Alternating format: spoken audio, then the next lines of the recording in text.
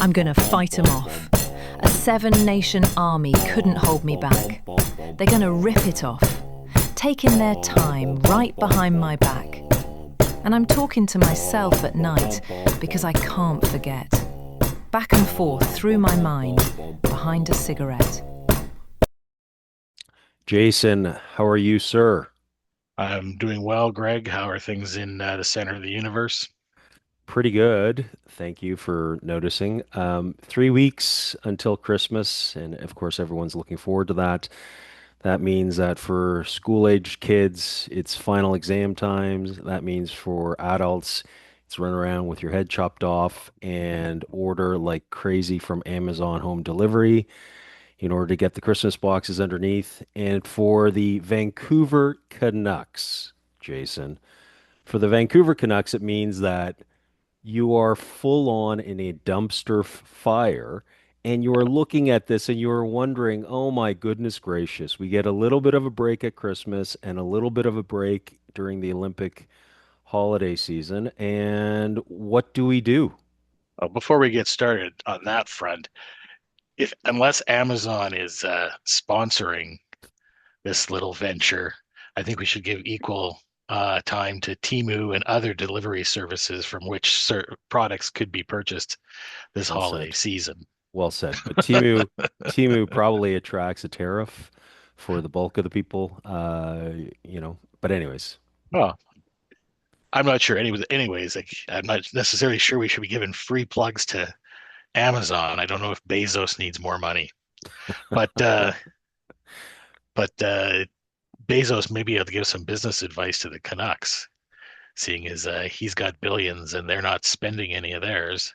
what is Um, going on? What is I don't going know. on? Jim Rutherford came out last week, I think, and sort of said the Canucks were open for business, and that opened up all the thoughts of what's going on. And of course, Quinn Hughes is sort of front and center for all discussions because as the team's position in the standings continues to start with a three and have another number at it after it, so they're not third in the league.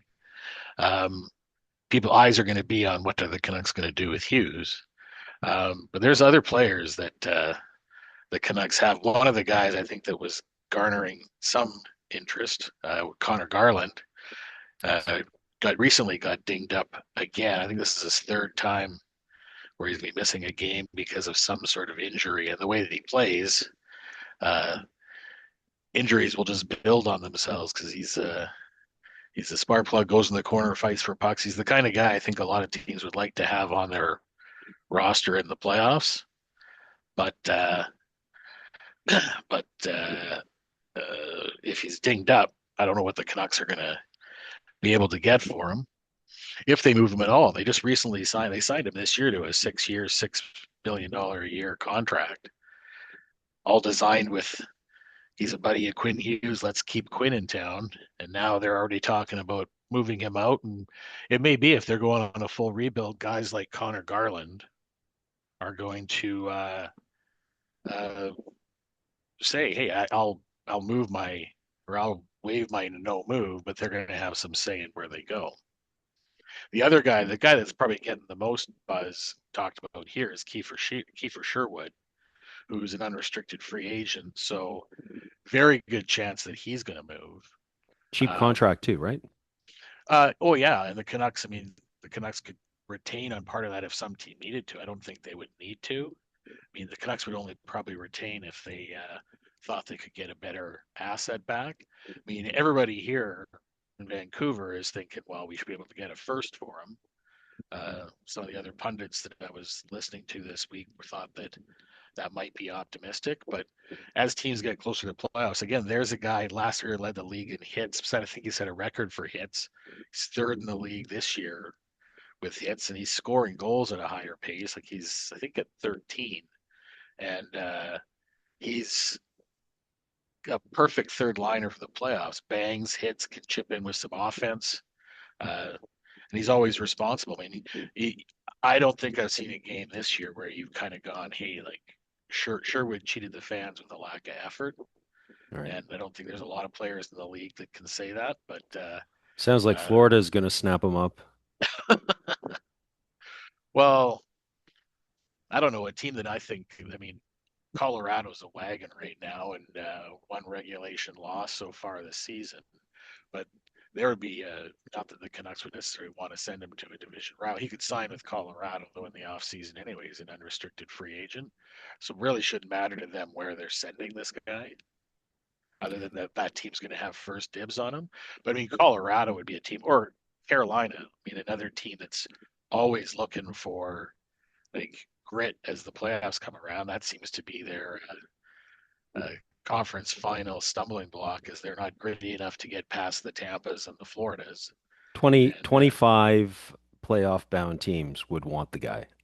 oh, And the other five or six would want the guy, but have no need for him this year. But yeah, but okay. So you're right. So those are but the two on the top of your list. I mean, I think Vancouver could probably get rid of another four or five, but but well, Vancouver is not deep enough to remove one good player and also then entice Quinn Hughes to stick around, are they? well, that's the discussion I think that they'll be having. And I think when we chatted last week, like I suggested that they're they're moving Quinn Hughes at this trade deadline if they're not in the playoffs picture is going to get their maximum return. I know there's some thought that, well, if you wait to the off season, then everybody's available. Well, everybody's not going to be available. Quinn Hughes doesn't have a no move, but if you wait to the off season, um, there's not going to be like teams that are out of it that will think that they're going to pay for it again. The thought is that he's going to sign with New Jersey um, in 2 years, anyways. I don't necessarily think that's the case, but the right now, if somebody trading for him would get this year playoff and next year's playoffs, you get two playoff runs. So if you think your window is now and you can get one of the best two defensemen in the league, and then also have an inside track on maybe being able to sign him, like what would you pay for that? Like it should be a king's ransom to get that guy. Now, now what teams have the ability to do that? Like every team would probably love to have him, but who's going to have the package to put together for the Canucks to uh, to move him? And I mean, a couple teams, again, everybody talks about like, well, maybe New Jersey just pays for him now, and New Jersey could put together a package. But I think you had mentioned a couple of weeks ago too that, well, why would New Jersey overpay if they think they're getting him in 2 years? Right. They might do that just to secure him now. Why wait for 2 years if you can get him now? Right. And you trade pieces that might be redundant in anyways. One of the teams that that's been chatted about here in Vancouver is looking at Detroit. Like Detroit's kind of made strides. They're desperate to make the playoffs. Quinn Hughes played in at the University of Michigan, so he'd be familiar with the area. And they've got a combination of picks, prospects, and like ready-made NHL forwards that they could put together, I think, a pretty good package.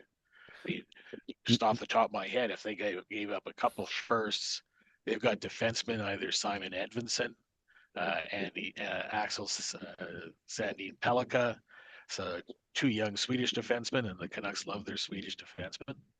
So one of those guys, they got a center by the name of Nate Danielson, who is finally getting a chance. He's probably not ready for a full time gig in the NHL, but that's a prospect that Canucks could surely add to their pool and get another player in here like a JT Compher is the name that I've heard mentioned. That would be he's a third line guy in Detroit right now, but he could easily slot in right now to fill in the second line center role in Vancouver.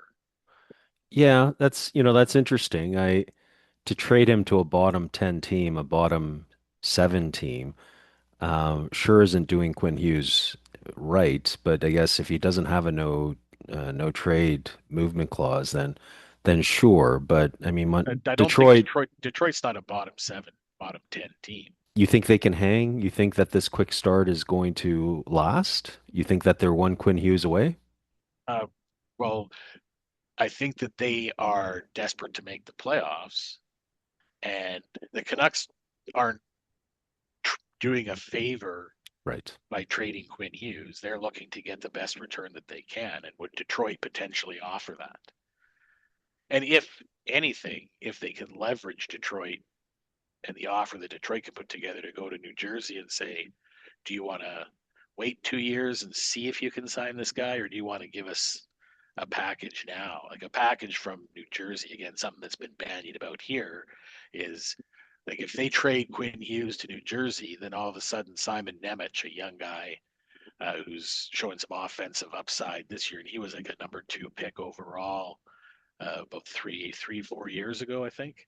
I mean, Nemec would be a young defenseman they could slot in to sort of fill the role that Hughes, not fill the role again, fill what Hughes does, but I mean take that spot. Um, you got a winger like a Dawson Mercer who I think can play center. Again, he's probably a third liner, but on the Canucks he could be a second liner right now on this team, and he's relatively young. Brings some grit that the team's going to need when Evander Kane is sent to pasture at the end of this year, and a couple picks. Like Yeah. there's a package that if you got it back, it's you're probably still losing. The Canucks, if they trade Quinn Hughes, they're losing the deal. Right. Like Right. they're you. What's the general rule? Like if you're giving up the best player, you're probably losing the deal. Right. But if you're not signing Quinn, if you can't re-sign Quinn Hughes, you can't let him walk for nothing. They took that risk last year with Besser. They ended up re-signing him. Now is Besser a guy that Canucks could look to move as well? I don't know, but I mean the I think the Devils, the Wings, the Carolina Hurricanes have pieces, but I don't know if they would want to part with one of their like. If I was the Canucks, I'd be looking for Alexander Nikishin, the young defenseman that they have, who's just come over from Russia. But I mean, the Canes were patient with him for a couple of years, waiting for him to come. They got him a little earlier than they thought he would.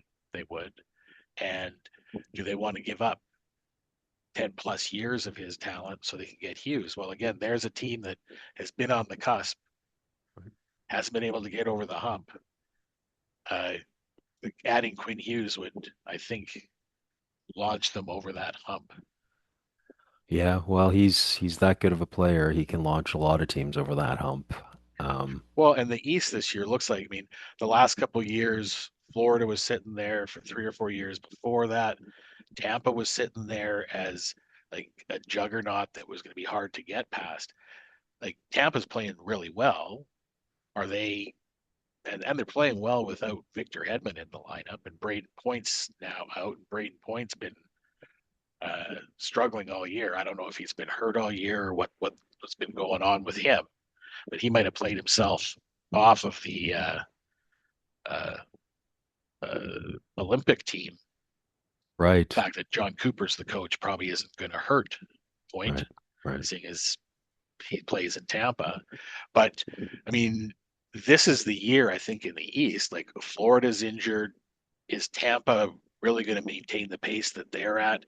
Boston's playing well, but I mean, Paper nobody saw Tigers. that coming. Right. So Carolina might just have to get past to New Jersey. That would be Right. the other reason to go get Hughes and not let him land in New Jersey. Right. Right. So, Well, yeah, and Luke Hughes is still something like 6 weeks out after aggressive dinner eating. what's Jack Hughes? Jack Hughes. Yeah, Sorry about that, Luke, the big yeah, steady defenseman with no offensive flair. well, Well, I offensive don't think flair. we know the story. Well, it's funny you brought that up because when I was driving into the office today, they were uh, chatting about some of the unique injuries. Like somebody, the guy in West Terrain in Florida had a barbecuing incident, and I can't remember who the fellow Joe was. Sakic lost a finger because he decided to put his hand into his own snowblower. Joe Sakic Yeah, or Joe Joe Sakic. Sacco? Sakic, the super duper star, didn't he? Oh, I Once oh when he was retired, yeah, oh he okay. did Well, a mini what they do version. after they're retired, we don't care about. He did a mini version of the movie actor Jeremy Remner, although Remner almost passed. But anyways, Yeah. point is that yeah, no, hockey players, you gotta love them, but on their own, sometimes their actions really leave something to be desired. Come on, Jack Hughes, what? You're not trying to flame a young kid who's a super duper star, makes more money than, rationally anybody could expect, and he injures his hand and requires surgery because he went to a team dinner. Come on. Well, maybe he just aggressively uh, grabbed his glass of water. Right, of course. Of course. With no lawsuit against the restaurant. I was just looking up quickly because there was it was the last day or so the Blues winger, I think it's Alexei Torchenko, is now week to week having scalded himself in the kitchen. Yeah, I saw something about that. That's the story, anyways. So Yeah. his legs were scalded. I'm not sure. I guess he dropped a pot of hot water. So that's three eating slash cooking incidents that NHLers have had in the last month or so. Yeah, it's dangerous. Well, use Uber Eats or DoorDash. Yeah. Yeah. Well, I'm going to transition here. I was just mentioning. Kiefer Sutherland's hitting. Yes. Oh, that's Kiefer Sherwood. Kiefer Sutherland was fantastic in 24, He but was, actually. He was. and he may have had fancied himself as a perhaps having a hockey career Right, like right. many young Canadians, Keanu Reeves, Michael Bublé. I think they all wanted to be hockey players, and like many of us. And so I don't know if Kiefer Sutherland was a banger when he played hockey or not, but But how about the Canucks Kiefer? He hits everybody in sight. Does that remind you of anyone? well, I was going to transition to Tom Wilson because we were talking about Braden Point perhaps playing himself off of the Canadian Olympic team, and I think Tom Wilson's a guy who is playing himself onto the team if he hasn't already Still don't like him. secured it. You don't have to like him to Right. have him be in your team, but if he's wearing a maple leaf, you'll be able to cheer for him. I hope. That's right. Yeah. Well, him and Sam Bennett. Yeah, sure. Uh, Sure. it was I was listening to the Real Kipper and Bourne show. I think it was on Friday. Maybe it might have been yesterday, Monday. Um, they were interviewing Pete DeBoer, who's one of the coaches for the Canadian Olympic team, Right. and he had mentioned that they had just heard that during the Olympic Games they're going to be using both double IHF refs and NHL refs, and the games where there's a majority of NHL players playing, the refs will be NHL refs. Right. So they were positing, oh, if you got NHL refs and not double IHF refs, then you could bring both Wilson and Sam Bennett because Well, the risk of penalties might be reduced if the NHL refs are calling an NHL style game. so I didn't hear it, but I read that, and Peter DeBoer in probably that same interview also revealed that the Milan ice rink is 3 to 4 feet shorter than an Yeah. NHL rink, Yep. which then increases the absolute necessity to have Wilson and Bennett and other guys like, the Kachucks on the US, all of a sudden their value, if it could go higher, Yeah. goes even higher. Well, they were talking about because the guy that I think that was on the Four Nations squad that wasn't necessarily penciled in for the Olympic team, I think was Anthony Cirelli in Tampa. Again, a John Cooper coached player who's got some offensive upside, but is really a defensive specialist. He's gotten Selke votes a number of times. And if Point's not on the team because of injury or performance or whatever the reason would be, Cirelli might be a natural guy to slot in there, particularly if you're going to bring Brandon Hagel, who's been on fire lately. Right. Well, Then you've got a couple Tampa guys. which Tampa guy is etched in stone? He was the original 4, 5, or 6. Is it That is was it Braden Point. Braden Point? But he's etched in stone. He's on the roster, so they can delete him. Oh, is he? Well, yeah. I'm not sure. I So don't think was he one of the first Mc, six. McDavid, McKinnon, Crosby, um, the usual suspects. But there is a Tampa guy who's one of the, was it six? One of the original six? Oh, I'm just while we're talking here, doing a quick. Oh, Braden Point is. Oh, wow. Okay. Yeah, yeah. So, but I think If they're he's allowed again. injured, They're yeah, allowed to bring three extra guys if they've got injuries. right. If he's injured, Yeah, they'll deal with it that way. yeah. Yeah. So I had missed that Point was still there. That's how underwhelming he has been. Well, And Tom I'm not Wilson. saying that So because he's dragging my fantasy team down. Tom Wilson, he is playing fantastic. I mean, Yeah. he's really kicked it up a gear. Very noticeable out there. And, if he doesn't injure himself, he'll injure plenty of people. But, if he doesn't injure himself in the Olympics with smaller ice, oh my goodness, yeah, for sure. I mean, how could you leave him off?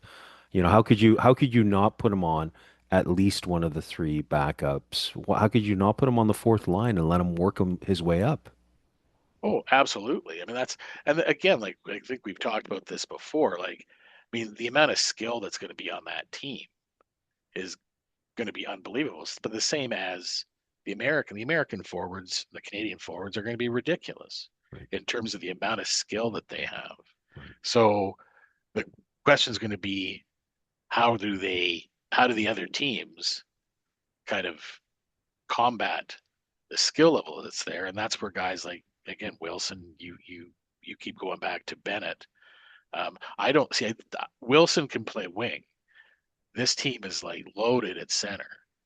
So Bennett, I guess, could play wing, but he's more of a natural center, and there isn't really a need there. Like, I mean, that's again, you got again, unless McKinnon's going to play wing, you got McKinnon, you got McDavid, you got Crosby.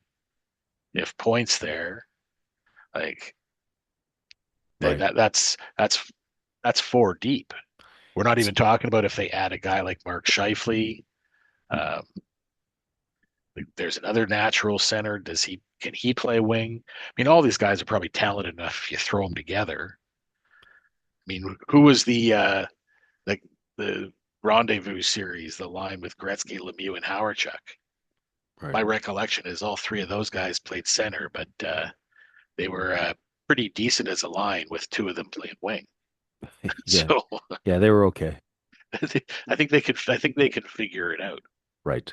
Yeah, no, I agree. It is going to be tough though for John Cooper et al. To not put Bennett on. He's a proven performer when it counts. He's dirty but smart, Yeah. and so and he kicks it up during the playoffs. He's like a Claude Lemieux, although craftier and dirtier and more prolific in scoring.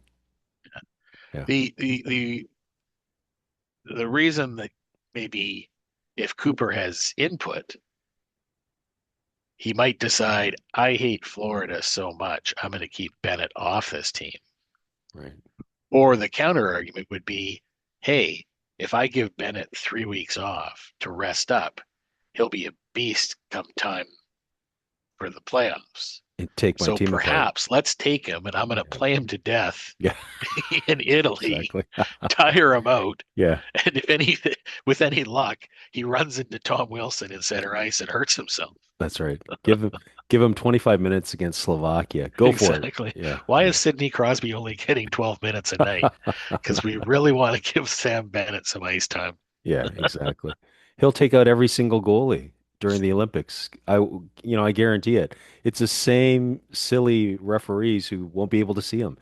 He's just like this green man on a green screen. He's just this mystery man who it just happens around him, but we don't know how. Well, I don't know how anybody on the ice is going to see Tom Wilson as a mystery man. I know it happens, but I I'm mean, I talking don't about know how. Sam Bennett. I'm talking about Oh, Sam Sam Bennett Bennett. taking out Okay. four goalies in 4 rounds of the Oh, playoffs. you're Four goalies in 4 rounds. That's you're awesome. you're That's Stolar's. awesome. He, You're it's a The Leafs weren't superpower. going to win the cup last year, Greg, and they're unlikely to win it this year. Ah, the Leafs. Oh my goodness gracious. So we blow up Pittsburgh for 7, big deal. And so the endless replays are Austin Matthews shooting the puck into the net on a wrist shot, which he doesn't use as often anymore. And now we're supposed to be all in la la land and just, So one thing I will say, and this is not much of either here or there, Nick Robertson, he's really had a rough ride with us for the past forever. He's been around forever, and I'm sure he's going to leave once the moment he's a UFA. But, the kid keeps on scoring. He gets about 10 minutes a game during the regular season. He gets about 8 when the game is really tight. And then when the game's a blowout, he gets about 13 minutes. And he still manages to score about 20 goals a year. It's just like his goal scoring per 60 is actually pretty good. And some other team's going to take him. They're going to pull like a Trevor Moore. Trevor Moore really couldn't stick with us. He went over to LA and Rob Blake gave him like a 5-year contract or something like that. And he's a regular second, third line guy. And Nick Robertson's going to do the same. He's going to help some team. Well, if the Flames weren't so adverse to dealing with Brad Treliving, then Robertson might be a nice piece to include in a trade for Rasmus Anderson. But the way Straight up, one on one. that's not happening straight up. I know it's I I know that like Leaf fans are known for putting together fantasy trades. I was hoping to not have to deal with that here, but that's okay. We can humor you, but not meaning to squash your Leafs enthusiasm after your big Pittsburgh win. But I don't know if they're going to be in a position where they want to be adding a guy like Rasmus Anderson. They might be in sell mode the way they're playing. Right. Yeah. And again, like we've talked about though, I mean the all they got to do is have a good month, and all of a sudden they'd vault up the standings because it's pretty tight. Yeah. Other than, I mean, I think Tampa's made a little bit of distance at the top of the Atlantic, and Carolina and New Jersey have made a little bit of distance in the Metropolitan. But the other day I looked and I thought that there was like maybe 6 point difference between the top and the bottom of the Atlantic still. So there, it's not as great a separation. Every time I look, Carolina and New Jersey seem to be winning, but like it'll be interesting to see how it all plays out. So the Leafs could be sellers or buyers. You don't know. But Robertson, as part of a package, Calgary needs scoring. He's an undersized winger. I think they've got a few undersized wingers on that team. But I mean, why not throw another dart if you're not going to be able to keep Anderson anyways? Yeah. True enough. So, Jay, last time we spoke, you mentioned that you might go to a PWHL game, and this is, of course, the brand new, better and improved women's hockey league. They have finally, saner heads have prevailed, and they, instead of trying to have two competing leagues and dissipating the talent and also confusing the fans, they have formed together to form a super league. And so I've seen some highlights, but maybe you can let us know, how did you like the game? Well, I didn't manage to get a ticket. The tickets in Vancouver are going to be hard to come by this year. What? They had a full house for their opening game against the fellow inauguration sisters in Seattle, or not That's awesome. inauguration, That's awesome. expansion sisters. Yes. The game was like I think I'd mentioned to you, it was an entertaining hockey game. Like I think I listened to some guys talking about sort of PWHL games and talking about them being like an entertaining women's hockey game, and it's like, no, it was an entertaining hockey game. Like I sat down, I watched both of the games. It was the first night of the season. I watched the Minnesota Toronto game, then I watched the Golden Eyes win their first ever game in overtime against the Seattle Kraken. Good Not Kraken. stuff. They're the Seattle Torrent. Sorry, the Gotcha. Kraken are the expansion guys in Seattle. But Right. no, it was a very good game. I'm looking forward to getting a ticket. I looked at getting a ticket for the upcoming game against Marie Philippe Poulin and the Montreal Victoire, but I have not been able to get a ticket for that, and I might actually be out of town. But I'm definitely be going to a game sometime in 2026. Just have to line up a date. Uh, and again, like the Vancouver Golden Knights, I mean, I think the league has done a good job of setting the two expansion teams up for some success. Like I looked at the Vancouver roster, and I know they've talked about them being an experienced squad, but I think they've got six of the top 20 scores from last year. And I think last year, the sixth overall scorer was a Hannah Miller, who's a Lower Mainland kid, so she's coming home, and I think they got three women who were on the champion Minnesota Frost from last year. Two of the defensemen, Sophie Jakes, Claire Thompson. They got Michaela Cava as well. Like they're looking like they're very well set up to potentially be like competing for I think it's called the Walter Cup, named after the owner and lead of the league. But I mean, I know the city of Vancouver is excited for them. It was a great looking atmosphere um, at the game. Looking forward to going to a game and sort of following along with how the Golden Knights do this year. How about That's you? Are you awesome. following anybody back in one of the two Ontario teams, either Toronto Scepters or the Ottawa Charge?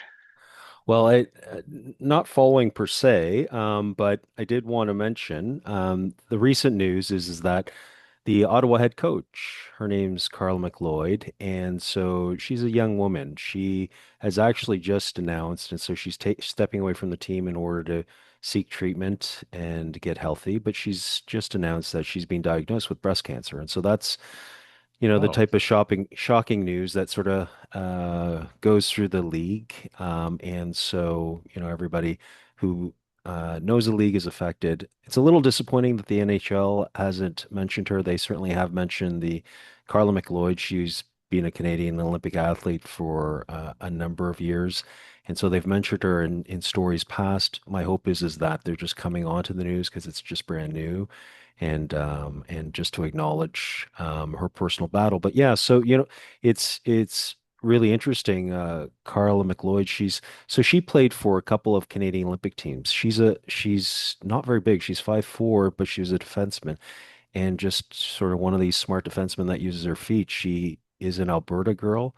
She grew up in the Alberta system, played for their junior national team, made it onto the Canadian Olympic sort of junior team, and then she finally made it her way onto the women's national Olympic team for Canada. She played in Wisconsin for the Badgers, and so not only was she impressive down there, she was captain, but she was also during her last couple of years, she was actually a player coach while she was playing. So she was just really oh, that, yeah, really that impressive. And she's a real gamer. I mean, so she retired from the league and she took a corporate job for a little while, and then she decided that she wasn't going to do that, and just sort of went around and she just paid her dues. She coached the Mount Royal University team. She got on to be an assistant team for one of the Canadian Olympic junior teams, hmm. national teams. She became the head coach of the Japanese women's team, which she held on for looks like close to a decade. She then became the head coach of the Czech Republic women's team, and then has now made her way, and she's been the coach of the Ottawa head coach for past couple of years. Oh, So, anyways, yeah, I thought we should mention her simply because that's something that the players are going through, and obviously her and her family are going through. So we wish her all the best. yeah. Well, I mean, the more I'm sort of getting into sort of following the PWHL, which I'm going to do this year, um, there's lots of great personalities, lots of great stories that I think are going to sort of like attract a lot more viewers. Again, like the West Coast has just gotten two teams, so I think there's going to be like significantly more interest in following the league uh, and the developing sort of characters in the league. Um, as Vancouver plays more games. Yeah, from personal experience. So as you know, I've got three teenage boys, and so they played hockey. And so we, for each of the boys, we had our experience with a number of girls. Sometimes say two girls on the team, and then one year I think it was as high as five or six girls. And so up until about the age of 10 or 11, the girls that I'm referring to, they were just absolute standouts. They listened a bit better than the boys did, and then they practiced their skills, and they were fantastic. And so, it was just one of those situations where they were a lot of them the better players on the team, and it's tough to do a complete stereotype, but they weren't hot dogging it. They weren't ragging the puck generally. They were sort of heads up and passing it, which helped make them so effective.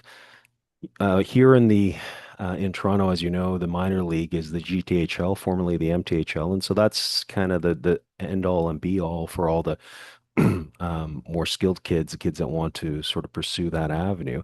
And so by the time you reach 12 years old, the boys are now 6 to 8 inches taller than the girls. And, even at that young age, they're probably 50 pounds heavier. And so it really gets unfair. But still, even with the hitting, there are some girls that hang on, particularly in the goalie position, and really their skill just shines. And so if it wasn't for the fact that, the boys are literally a foot taller and literally 60 to 70 pounds heavier, a lot of these girls had, the comparable skill. And so it's no surprise to me at all that the game's highly entertaining. Yep. Yeah. So, couple more things. I wanted to mention that so you may have seen the highlight. The New York Islander warrior Kyle Palmieri. I don't know if I've pronounced his name correctly, but anyways, he went into the end boards, tried to take a guy out, jammed his ankle, and it turns out that his ankle was all busted up and he had surgery. But before he left the ice, he managed to strip the opposing player, steal the puck, and then pass over to his Islander teammate who passed it, and then they scored a goal. So I mean, that's just real lion heart type of stuff. And it really had me thinking about Toronto Maple Leafs in the past, who also exhibited that type of I will walk through walls for you. I will, chew through glass for you in order to do well by my team. And so there were so many candidates, but really when I had to sort of narrow it down, Steven Lorentz last year blocked a number of shots on the penalty kill, and then in his interview he said he was channeling because Steven Lorentz, of course, when he was younger, he was a Toronto Maple Leafs fan. So when he was a kid, he was watching a Leafs game, and Timmy Brent, he played for the Leafs in the latter part of his career. He blocked something like five. If it wasn't five, it was like 17. Like he blocked five shots on a 5-on-3 penalty kill. He lost one leg to one shot, got back up, lost the other leg. It was very much like the Monty Python sort of knight fighting with no arms sort of thing, but he kept on at it, kept on at it. And I thought, really, when you watch this game long enough, not only do you learn to love it deeply, but you learn to recognize patterns of men who would walk through walls for you in order to further the goal of their team. And when you talk about that, I think that's basically what Toronto Maple Leaf hockey is all about. It really is something which is special, that which can bond, sort of generation after generation. So I don't know if you have any thoughts about that. Well, I'm constantly amazed um, at how Toronto Maple Leaf fans can turn any incident into a story about the Toronto Maple Leafs. How do I turn Kyle Palmieri's ankle injury into a story about some fringe Maple Leaf players? 5-on-3. It was a successful penalty kill. I just wanted to end. I know that we'd mentioned, or I mentioned Dale Howardchuk in passing earlier. And this week, uh, he was, Macklin Celebrini scored his 100th point, and became the 8th youngest player to reach his 100th point. And the second guy on that list was Dale Howardchuk, and he did it at 18 years and a couple hundred days, so not before his 19th birthday. And the first guy on that list was Sidney Crosby, who was the youngest player to do it. And it got me thinking, when I heard that, it got me thinking about, like, is there a more underrated generational superstar than Sidney Crosby? Like, we spent all last year watching Alex Ovechkin get well-deserved flowers for passing Wayne Gretzky's all-time goal-scoring streak. And I know, like, in hockey circles, I think this got some news, but like Sidney Crosby last year, it was his 20th consecutive year. Every year of his career, he has averaged a point a game. He's averaged a point a game, and he's on pace to do that again this year. And I think that has got to be one of the most phenomenal records. And I don't know if, like, again, the records are made to be broken, but I mean, if he gets to 21, first of all, to be able to play in the league for 21 years, and then to be able to maintain that level of consistency, that level of performance. Like, I just don't think we talk about Sidney Crosby, how good he has been, enough. And I mean, I was just thinking about it, going like, man, Ovechkin got all the love last year. Again, well deserved. I mean, like, that's the kind of iconic record that's gonna stand forever. And not forever, because somebody will pass it, I guess, someday. But I mean, Sidney Crosby is just, I mean, I just think he's unbelievable. He's going to be the captain of Canada's Olympic team that hopefully is going to bring back gold. Macklin Celebrini was getting lots of love this week. We've talked about him the last couple times about what a phenomenal talent he is. He might be on the Olympic team too. But I mean, Sid the Kid captaining Canada's team, hopefully to another gold medal, be fantastic. I just think we don't talk about Sid. I mean, he's had lots of people talk about him. I just don't think we talk about how great he is enough, because he's just so consistent that maybe it goes under the radar.